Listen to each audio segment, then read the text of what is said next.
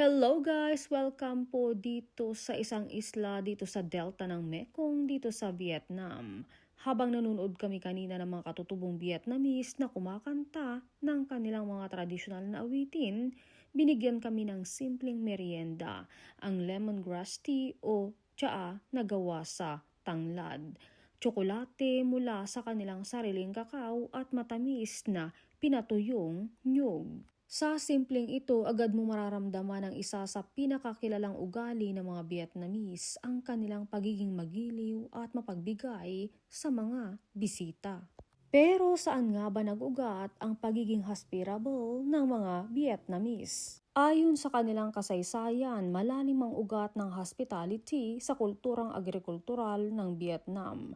Sa loob ng maraming siglo, ang pamumuhay ng mga tao sa mga nayon, lalo na sa mga pampang ng Mekong River, ay nakasentro sa pagtutulungan. Kapag panahon ng pagtatanim o pag-aani, magkakasama ang buong komunidad at natural na nabubuo ang diwa ng bayanihan at pagbabahagi. Dagdag pa rito, maraming beses sa kasaysayan ng Vietnam ang may mga pananakop at digmaan. Dahil dito, naging mahalaga ang pagkakaisa at pakikitungo ng maayos sa kapwa upang mapanatili ang kapayapaan at katatagan ng komunidad. Ang pagiging mabait sa bisita ay hindi lang tradisyon, kundi isang paraan din ng pagpapakita ng respeto at pag-asa sa magandang ugnayan.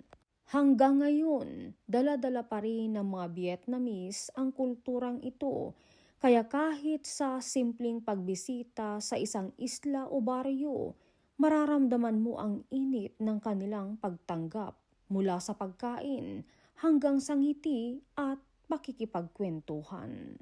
Sa dulo, makikita natin na hindi malayo sa ating mga Pilipino ang mga Vietnamese pagdating sa pagiging hospitable o maasikaso. Pareho tayong may kulturang marunong mag-alaga at magpahalaga sa bisita.